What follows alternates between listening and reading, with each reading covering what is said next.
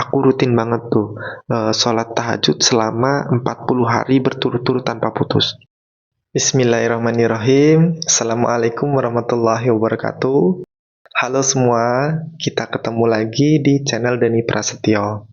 Hari ini aku mau sharing ke teman-teman semua tentang kisah aku yang alhamdulillah berkat tirakat sholat tahajud, Allah mudahkan untuk bisa mewujudkan satu persatu semua impianku.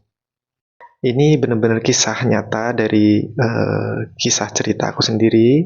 Bagaimana ceritanya? Simak terus videonya. Tapi sebelumnya, mari kita sama-sama berdoa dan mendoakan agar kita semua selalu diberikan kesehatan. Yang sedang sakit, semoga segera Allah angkat semua penyakitnya. Semoga kita diberi kemudahan, kelancaran, dan kesuksesan. Yang usahanya dagang, laris manis dagangannya. Yang masih bingung nyari kerja, semoga segera cepat dapat pekerjaan yang terbaik dan karir yang bagus. Yang sedang terlilit ujian utang piutang, semoga segera Allah lunaskan semua utang-utangnya. Yang belum menikah, semoga segera dipertemukan dengan jodoh terbaiknya. Amin amin ya Allah ya Rabbal Alamin. Nah, jadi awal mula aku mulai sering mengamalkan sholat tahajud itu pas waktu kuliah ya teman-teman. Sebelumnya emang udah sering dengar dari tausiah tentang keutamaan sholat tahajud. Tapi belum nyoba mengamalkan secara serius dan fokus untuk sebuah hajat gitu ya.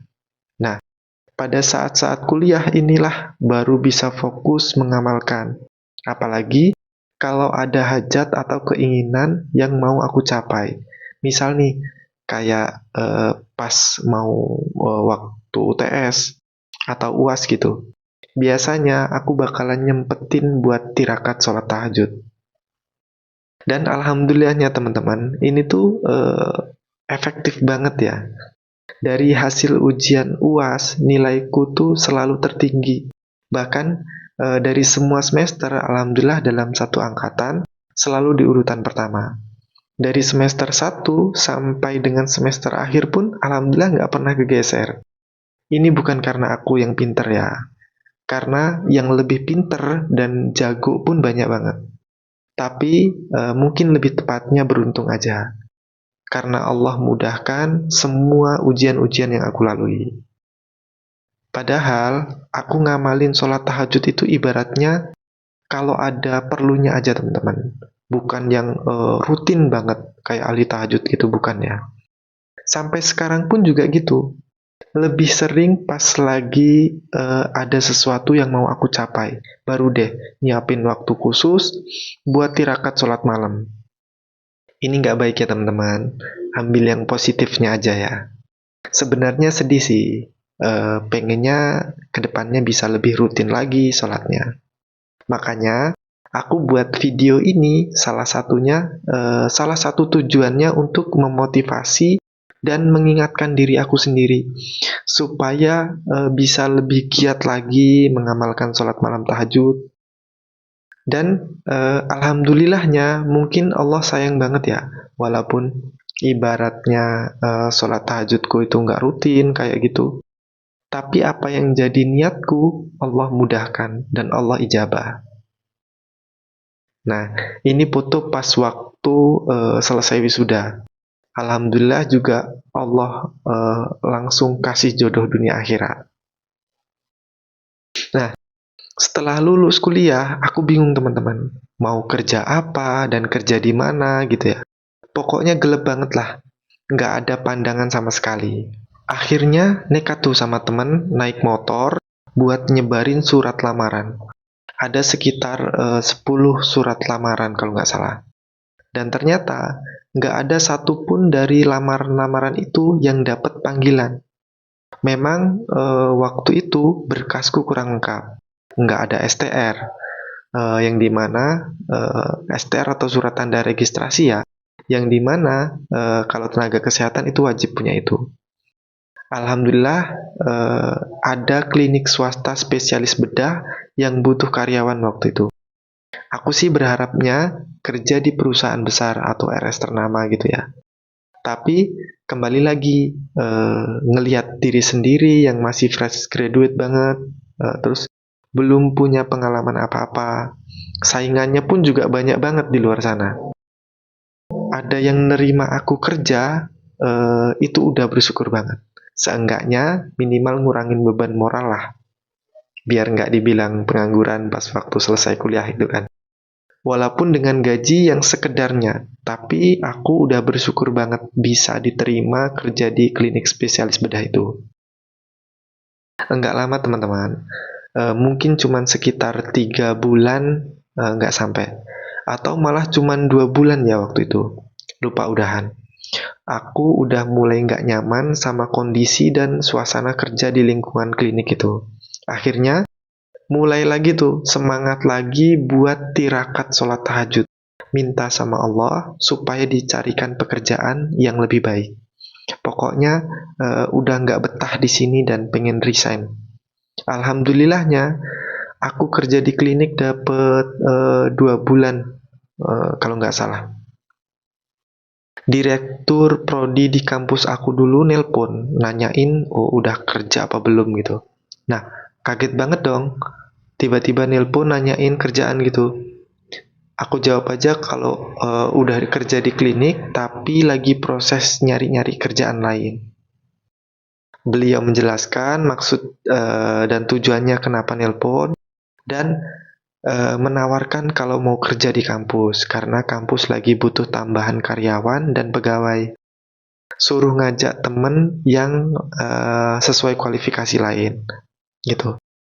Nah, ini tuh kayak berkah banget gitu ya teman-teman menurut aku. Karena di saat-saatnya aku lagi butuh banget pertolongan, di saat aku lagi bingung nih nyari kerjaan, pengen banget ada perubahan dalam hidup, tapi nggak ada orang yang bisa dimintai pertolongan, nggak ada yang bisa dimintai bantuan, tiba-tiba Allah datang uh, nolongin lewat perantara orang yang nggak disangka-sangka.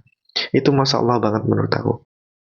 Nah, belum cukup sampai di situ. Pas lagi proses seleksi, masuk kerja di kampus, ternyata saingannya banyak banget.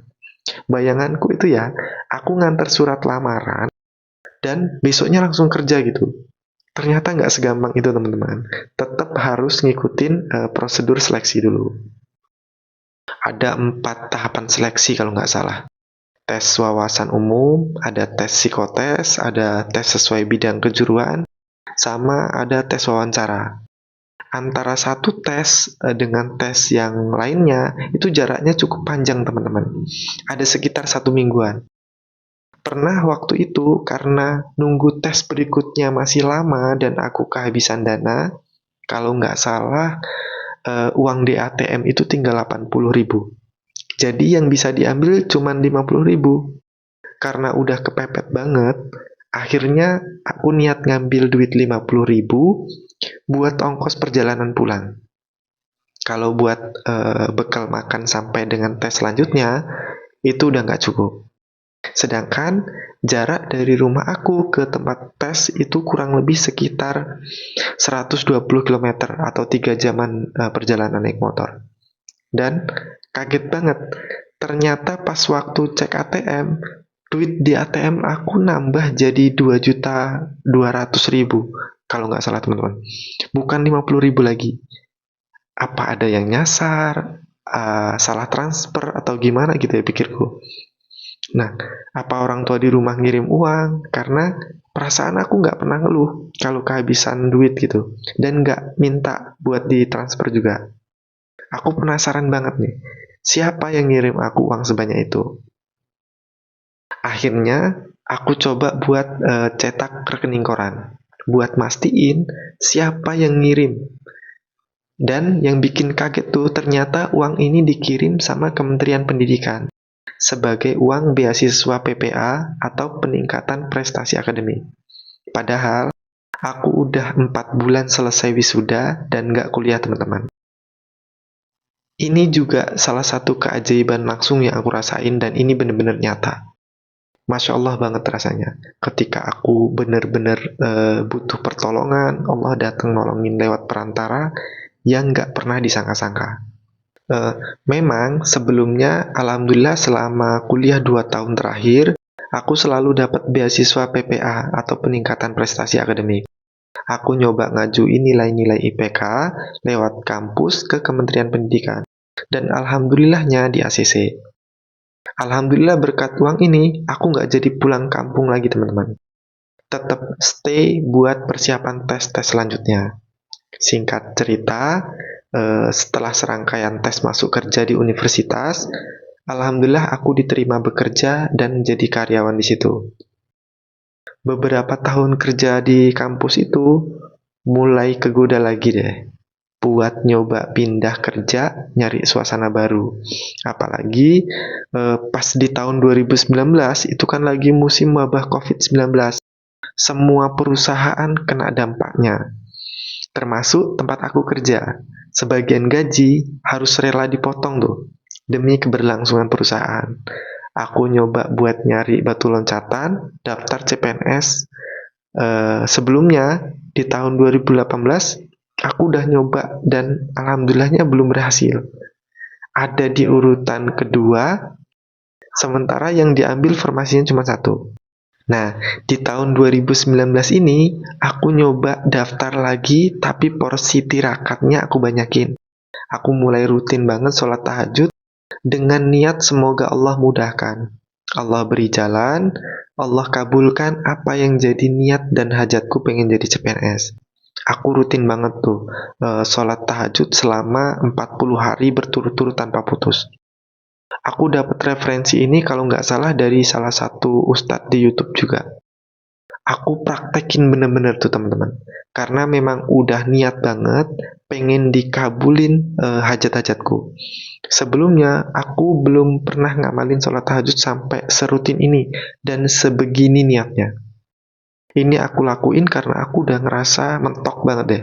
Udah frustasi lah ibaratnya.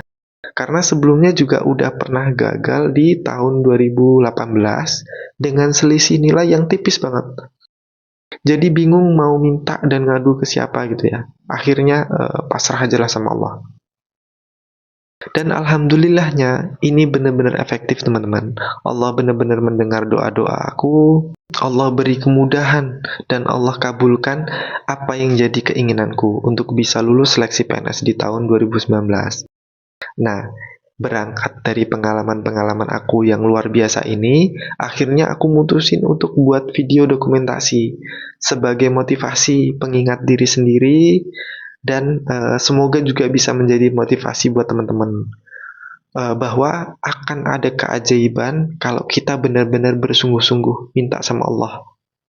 Jangan sampai kita berputus asa, karena kita udah ngerasa berusaha secara maksimal nih, tapi belum kelihatan hasilnya, akhirnya kita nyerah gitu aja.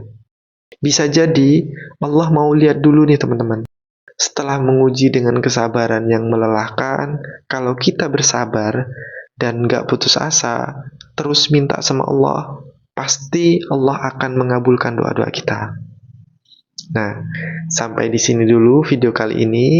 Semoga kita selalu dimudahkan untuk mengerjakan amalan-amalan sholat malam. Sampai ketemu lagi di video-video berikutnya. Wassalamualaikum warahmatullahi wabarakatuh.